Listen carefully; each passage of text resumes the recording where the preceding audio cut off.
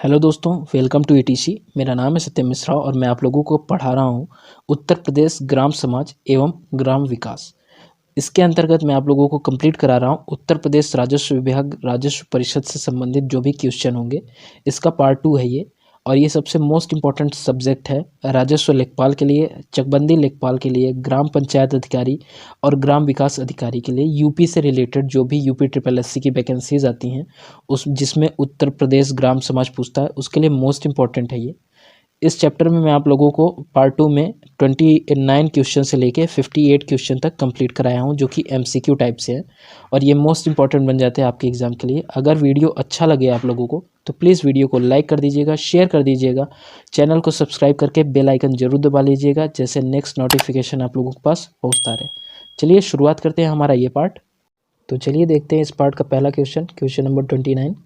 गिरदावर कानूनगो जिस व्यक्ति के अभिलेखों का निरीक्षण करता है वह व्यक्ति है। तो गिरदावर कानूनगो राजस्व अधिकारी के रूप में होता है। ये किसका निरीक्षण करेगा? सरपंच का, ग्राम सचिव का, पंच का या फिर पटवारी का। तो गिरदावर कानूनगो के अंडर में आते हैं लेखपाल, पटवारी। तो किसका निरीक्षण करेगा? पटवारी का। नेक्स्ट, वर्तमान में आयोजित पटवारियों की भर्ती से पहले पटवारियों की भर्ती की जाती थी। कैसे? तहसीलदारों के द्वारा, ग्राम पंचायत द्वारा, लोक सेवा आयोग द्वारा या फिर जिला कलेक्टर द्वारा। तो किसके द्वारा? जिला कलेक्टर के द्वारा किया जाता था पहले पटवारियों की भर्ती। नेक्स्ट है, जिले का सर्वोच्च राजस्व अधिकारी होता है। तो कौन होता है? कलेक्टर, प्रमुख, प्रधान या फिर एसडीओ। तो कलेक्टर जो होता है वो जिले का क्या होता है?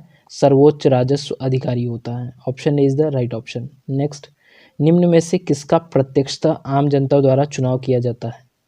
तो जिला प्रमुख का प्रत्यक्षतः चुनाव किया जाता है आम जनता द्वारा, या उप सरपंच का, या सरपंच का, या प्रधान का। तो अगर देखा जाए तो सरपंच और प्रधान का जो चुनाव होता है वो आम जनता के द्वारा किया जाता है, लेकिन इस ऑप्शन में, इस क्वेश्चन में दोनों ऑप्शन दिया हुआ है। तो पहले ऑप्शन सी आ जाता है, इसलिए सरपंच को हम टिक करेंगे। अगर यहाँ पे सरपंच की जगह पहले प्रधान होता तो पहले प्रधान का हम लोग लगाते हैं। ठीक है, तो दोनों ऑप्शन इसमें सही है, सरपंच और प्रधान। तो इस क्वेश्चन के लिए पर्टिकुलर सरपंच हो जाएगा उत्तर, बट प्रधान का भी आम जनता चुनाव करती है।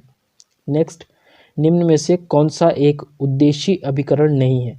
तो राजस्थान आवासन मंडल, या विशाखापट्टनम बंदरगाह न्यास, या दिल्ली नगर निगम, या फिर दिल्ली विकास प्राधिकरण। तो एक उद्देशीय अभिकरण इनमें से कौन सा नहीं है? एक उद्देशीय अभिकरण है दिल्ली नगर निगम। दिल्ली नगर निगम सिर्फ एक उद्देश्य के रूप में नहीं है, इसमें बहुत सारे उद्देश्य हैं। दिल्ली के रख रखाव, स्वास्थ्य व्यवस्था, ये सारी चीज़ें दिल्ली नगर निगम के अंतर्गत आती हैं।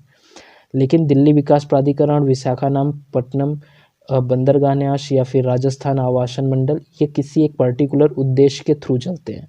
दिल्ली नगर निगम, कोई भी नगर निगम हो, वो एक उद्देश्य नहीं होता, वो बहुउद्देशीय होता है। नेक्स्ट, वी बिंदु समस्या विधि में से प्लेन टेबल का अनुस्थापन है क्या बिल्कुल सही नहीं होता है, बिल्कुल सही होता है, या बिल्कुल गलत होता है, या उपर्युक्त सभी। तो बी बिंदु समस्या विधि, ये मैं जब डिटेल में इस चैप्टर को पढ़ाऊंगा तो आप लोगों को समझाऊंगा मैं प्लेन टेबल का अनुस्थापन कैसे होता है। तो इसमें प्लेन टेबल का स्थापन कैसे होता है? बिल्कुल सही नहीं होता है। तो option A is the right option हो जाएगा। ठीक है, option A is the right option हो जाएगा। नेक्स्ट, पारस्परिक मापन इकाई चेन निम्नलिखित में से किसके बराबर होती है? तो पारस्परिक मापन इकाई चेन जो होती है वो किसके बराबर होती है? 66 फुट के बराबर, या 22 गज के बराबर, या 100 कड़ी के बराबर, या ये तीनों। तो जो मापन इकाई चेन होती है वो किसके बराबर में होती है? वो होती है 66 फुट की, या फिर 22 गज की, या फिर 100 कड़ी की।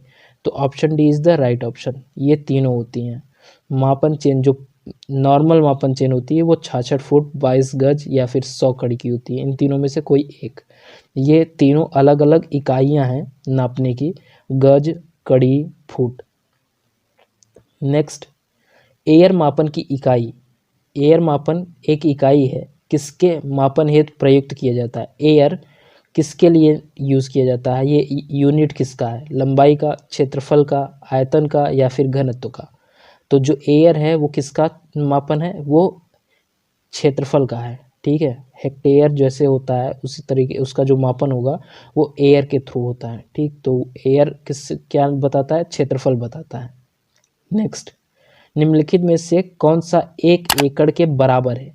1 एकड़ के बराबर क्या है? 4840 वर्ग गज, या फिर 0.4048 हेक्टेयर, या 100 बिस्वा, या फिर ये तीनों। तो 1 एकड़ के बराबर में क्या होता है? 1 एकड़ के बराबर में होता है 4840 वर्ग गज, या फिर 0.4048 हेक्टेयर, या फिर 100 बिस्वा। ये तीन के तीनों 1 एकड़ के बराबर होते हैं। तो option D is the right option हो जाएगा। नेक्स्ट, उपखंड अधिकारी का कार्य है। उपखंड अधिकारी का क्या कार्य है? कार्यपालक अधिकारी से संबंधित, या फिर दंड नायक से संबंधित, या राजस्व से संबंधित, या उपर्युक्त सभी। तो जो उपखंड अधिकारी का कार्य है वो क्या है? कार्यपालक अधिकारी से संबंधित है, दंड नायक से भी संबंधित है, राजस्व से भी संबंधित है। मतलब option D is the right option. ये तीनों काम उपखंड अधिकारी का कार्य है। नेक्स्ट, तहसीलदार का प्रमुख कार्य है। तहसीलदार का प्रमुख कार्य क्या है? ऋण वितरण, जनगणना तथा राशन वितरण, भू राजस्व प्रशासन का संचालन, या उपर्युक्त सभी। तो जो तहसीलदार का कार्य है वो क्या है? भू राजस्व प्रशासन का संचालन। भू राजस्व प्रशासन का संचालन किसके अंतर्गत आता है? तहसीलदार के अंतर्गत। और तहसीलदार का मुख्य कार्य यही है, भू राजस्व प्रशासन का संचालन। नेक्स्ट है, राजस्व मंडल राजस्थान का अध्यक्ष होता है। राजस्व मंडल राजस्थान का अध्यक्ष होता है। कौन क्या होता है? भारतीय प्रशासनिक सेवा का वरिष्ठ अधिकारी, या फिर उच्च न्यायालय से सेवानिवृत्त न्यायाधीश, या एक वरिष्ठ नेता, या वरिष्ठतम तहसीलदार। तो राजस्व मंडल राजस्थान हो, या फिर उत्तर प्रदेश हो, या फिर बिहार हो, कुछ भी हो, तो वो इनमें से क्या होगा? तो वो इनमें से क्या होगा? वो होगा भारतीय प्रशासनिक सेवा का वरिष्ठ अधिकारी। ठीक है, option A is the right option. Next, राजस्व प्रशासन का निम्नतम पद कौन सा है? राजस्व प्रशासन का सबसे छोटा पद कौन सा? तहसीलदार, भू अभिलेख निरीक्षक, कानूनगो, या फिर पटवारी। तो क्या होगा? ये पटवारी होगा सबसे निम्नतम पद। पटवारी लेखपाल जो होगा वो सबसे निम्नतम होगा। नेक्स्ट है, भारतीय प्रशासन का मेरुदंड माना जाता है। भारतीय प्रशासन का मेरुदंड को बोलते हैं रीढ़ की हड्डी। तो भारतीय प्रशासन का मेरुदंड किसे माना जाता है? मेयर को, या फिर विकास अधिकारी को, या जिला कलेक्टर को, या तहसीलदार को। तो भारतीय प्रशासन का जो मेरुदंड है वो है जिला कलेक्टर। जिला कलेक्टर क्या होता है? रीढ़ की हड्डी होता है भारतीय प्रशासन का। नेक्स्ट, भारत में जिला प्रशासन पुस्तक के लेखक कौन है? ये इंपॉर्टेंट क्वेश्चन है। भारत में जिला प्रशासन पुस्तक के लेखक कौन है? H.K. गोयल, या फिर पाल H.L. एपलबी, या फिर बलवंत राय मेहता, या अशोक मेहता। इस पुस्तक भारतीय जिला प्रशासन पुस्तक के लेखक कौन है? तो इस पुस्तक के लेखक हैं H.K. गोयल। कौन? H.K. गोयल हैं भारत में जिला प्रशासन पुस्तक के लेखक। नेक्स्ट, जिला स्तर पर मुख्य चुनाव अधिकारी के रूप में जिलाधीश क्या कहलाता है? तो जिला स्तर पर मुख्य चुनाव अधिकारी के रूप में जिलाधीश क्या कहलाता है? आयुक्त, रिटर्निंग ऑफिसर, जिला मजिस्ट्रेट, या फिर कलेक्टर। तो क्या कहलाता है? रिटर्निंग ऑफिसर कहलाता है। ठीक, जब चुनाव होता है मुख्य चुनाव तो वहाँ पे जिलाधीश क्या कहलाने लगता है? रिटर्निंग ऑफिसर कहलाने लगता है।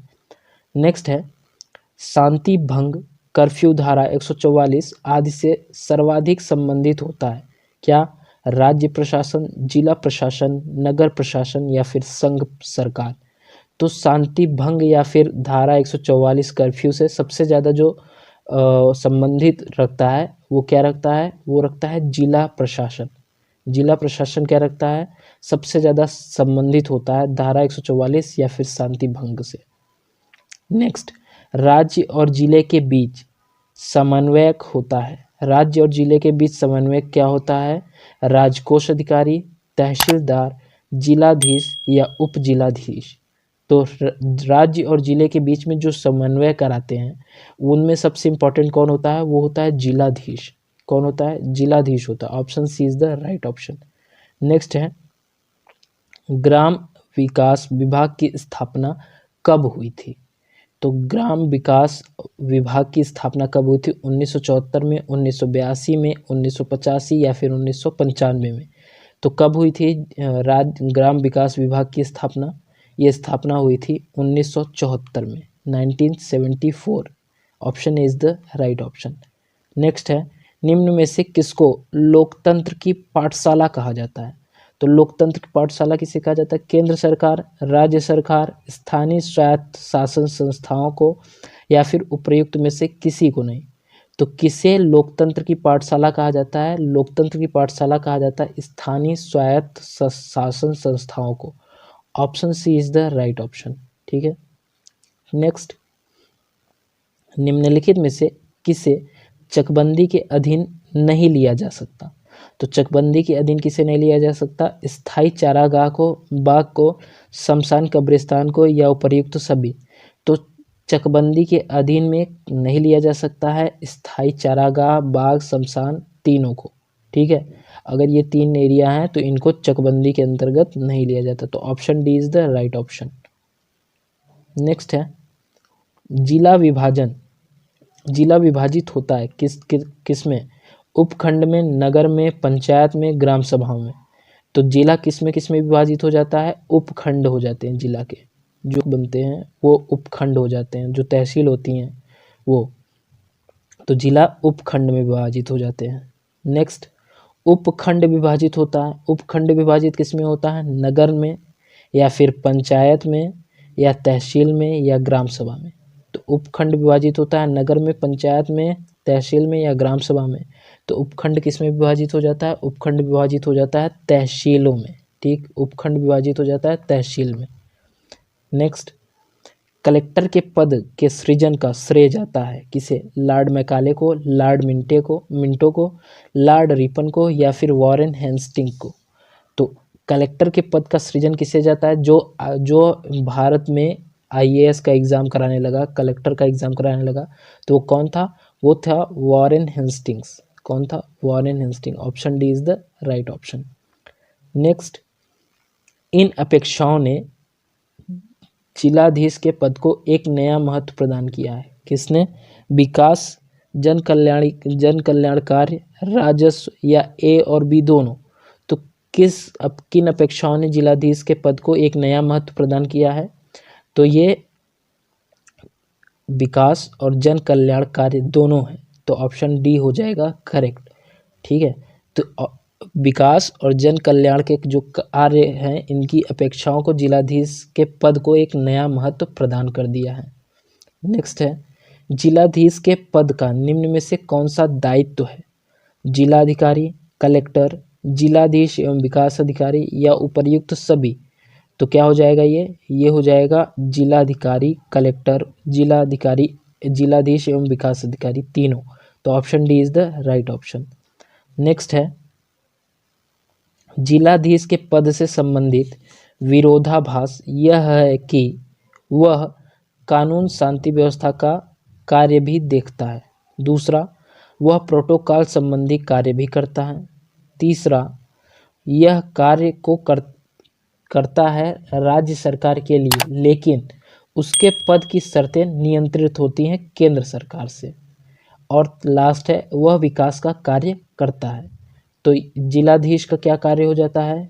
उसका कार्य हो जाता है वह विकास का कार्य करता है, या फिर वह कार्य तो करता है राज्य सरकार के अंतर्गत, लेकिन उसके जो पद की शर्तें हैं वो नियंत्रित होती हैं किसके? केंद्र सरकार के तहत। तो जो आईएएस होते हैं, जो मतलब ग्रुप ए के रैंक के अधिकारी होते हैं, वो कार्य करते हैं राज्य सरकार के अंडर में, लेकिन उनकी जो शर्तें होती है वो कौन निश्चित करता है? केंद्र सरकार। तो option C is the correct option हो जाएगा। ठीक, option C is the right answer. Next है, संभागीय आयुक्त का मुख्य कार्य है। संभागीय आयुक्त का मुख्य कार्य क्या है? तहसीलदारों का स्थानांतरण, नीति निर्माण तथा विधि रचना, उच्च अधिकारियों को रिपोर्ट भेजना, समन्वय, नियंत्रण तथा मॉनिटरिंग। तो संभागीय आयुक्त का प्रमुख कार्य क्या हो जाता है? समन्वय, नियंत्रण तथा monitoring. Option D is the right option. Next, Bharat के संविधान में जिला शब्द किस अनुच्छेद में तथा किस संदर्भ में प्रयुक्त किया गया है?